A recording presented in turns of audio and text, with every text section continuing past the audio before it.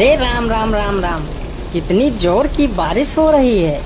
2 दिनों से यह बारिश तो रुकने का नाम ही नहीं ले रही है। मुझे लगता है अब जल्दी ही मेरी छत से पानी टपकने लगेगा। तभी उधर से एक शेर बारिश से परेशान होकर छिपने की जगह ढूंढते ढूंढते उसी किसान की झोपड़ी के पीछे बने तबेले में घुस जाता है, जिस तबेले में उस किसान के कुछ गधे बंधे हुए थे। अंधेरा ज्यादा होने के कारण शेर गधों को देख नहीं पाता है और उन्हीं के बीच जाकर खड़ा हो जाता है।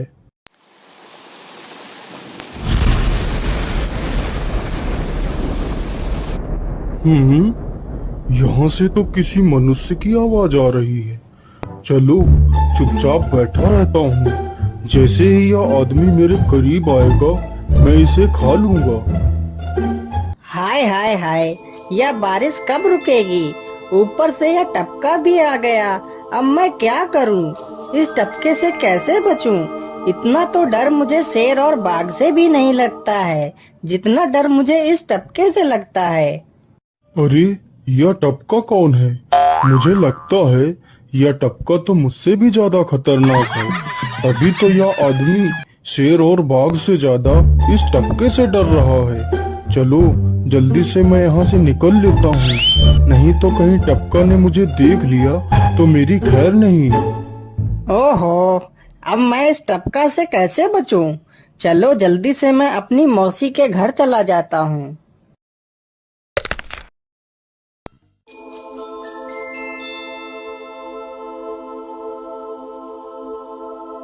अरे चल चल गधे की औलाद, यहाँ पर छिपा हुआ बैठा है। अरे चल जल्दी।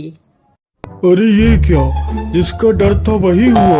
यह टपका तो मुझ पर हावी हो गया।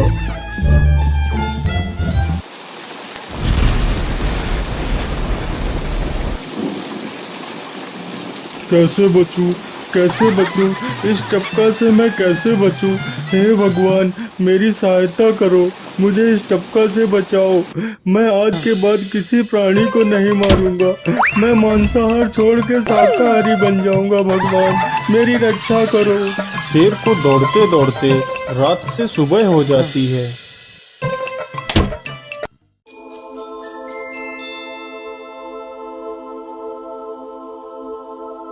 अरे देखो देखो, यह तो शेर की सवारी कर रहा है। अरे हाँ, सच में ये तो शेर की सवारी कर रहा है। इसे तो डर भी नहीं लगता है। अरे उधर तो देखो जरा, यह आदमी कितना बहादुर है। यह आदमी तो शेर की सवारी कर रहा है। जिस शेर को देखकर हमारी धोती आगे से गीली और पीछे से पीली हो जाती है, यह तो उसकी सवारी कर रहा है। ये गांव के लोग भी ना पागल हो गए हैं जो इस गधे को शेर। अरे बाप रे, यह तो सच में एक शेर है। हे भगवान मेरी रक्षा करो, शेर तो मुझे खा ही जाएगा। राम राम राम राम राम। अब क्या होगा? इस शेर से कैसे बचूं? अरे यह तो एक बरगद का पेड़ है। यही अच्छा मौका है, जल्दी से इस बरगद की जड़ पकड़कर ऊपर चढ़ जाता हूँ।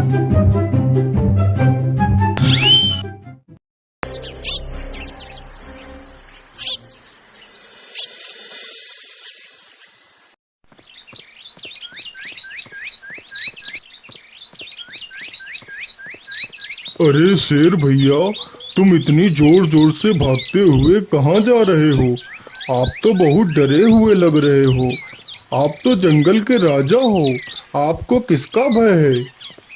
टपका, वो टपका मेरी जान के पीछे पड़ा है। अरे शेर भैया, जरा मुझे बताओ वो टपका है कहाँ?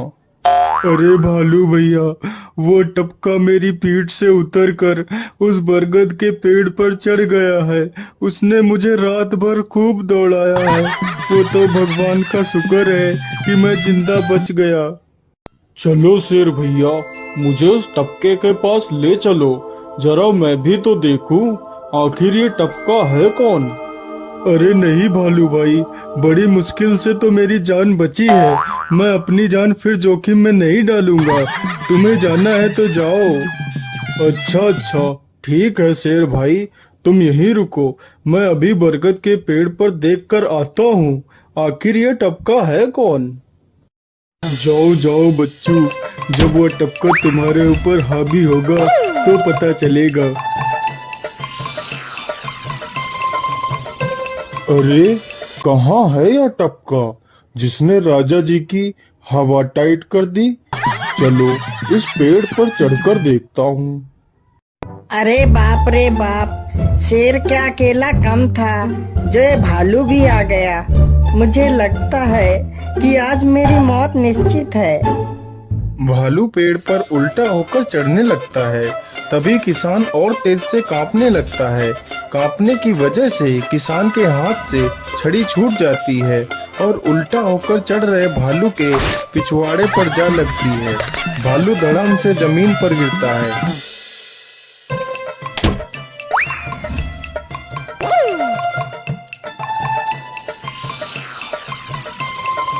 मुझे लगता है अब शेर और भालू दोनों भाग गए हैं। चलो अब जल्दी से यहाँ से निकल लेता हूँ।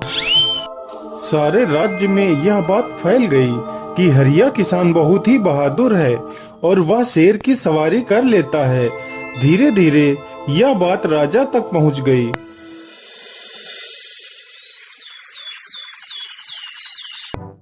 महाराज, क्यों न हम पड़ोस के गांव से हरिया किसान को बुलवा लेते हैं। वह बहुत ही बहादुर है। उसके बहादुरी के चर्चे तो पूरे राज्य में हैं। मुझे पूरा विश्वास है वह इस काम को जरूर कर सकता है। वह इस दुष्ट शेर को जरूर पकड़ लेगा। सैनिकों, हरिया किसान को आदर पूर्वक हमारे दरबार में पेश किया जाए। महाराज, आपने हमें याद किया। बताइए क्या बात है। मालिक, हमसे कोई भूल हो गई क्या मालिक? नहीं नहीं हरिया, तुमसे कोई गलती नहीं हुई है।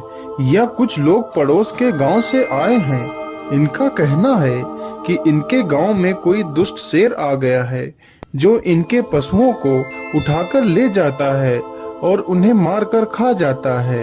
हमने तुम्हारी बहादुरी के बहुत सारे किस्से सुने हैं। तुम बहुत ही बहादुर हो, इसलिए मैं तुम्हें उस शेर को पकड़ने की ये जिम्मेदारी सौंपता हूँ। अरे बाप रे बाप, उस बार तो मैं शेर के हाथों बच गया था, लेकिन इस बार मैं नहीं बचूंगा। अगर मैंने महाराज को सच सच बता दिया तो झूठ बोलने के जुर्म में मुझे फांसी पर ही चढ़ा देंगे। अरे हरिया, तुम मन ही मन क्या बड़बड़ा रहे हो? कुछ नहीं महाराज, कुछ नहीं। मैं सोच रहा था कि मैं शेर को कैसे पकड़ूं। ये लो हरिया, कुछ स्वर्ण मुद्राएं रख लो, ये तुम्हारे काम आएंगी। क्या करूं, कैसे पकड़ूं उस शेर को? ये महाराज ने भी मुझे कैसी दुविधा में डाल दिया है। क्या करूं, क्या करूं? हाँ, मिल गया। फिर हरिया बाजार से एक रस्सी और एक जाल तथा एक बकरी खरीद कर लाता है। चलो जल्दी से, मैं यहाँ पर एक गड्ढा खोद देता हूँ।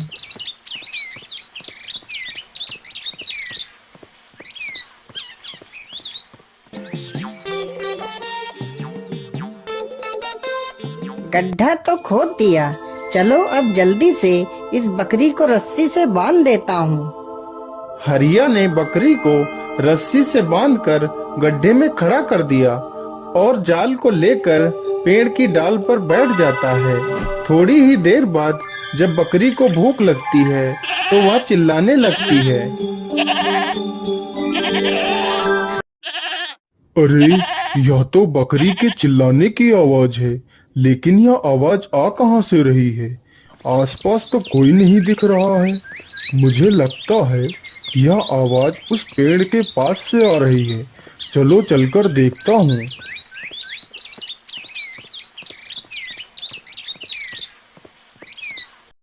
अरे वाह, आज तो शिकार मेरे पास खुद चलकर आ गया। शेर तुरंत ही बिना देर किए हुए गड्ढे में छलांग लगा देता है। तभी किसान तुरंत ही बकरी को ऊपर खींच लेता है और जाल को गड्ढे के ऊपर गिरा देता है। शेर गड्ढे में ही फंस जाता है। यह देखकर गांव के सभी लोग बहुत ही खुश हो जाते हैं।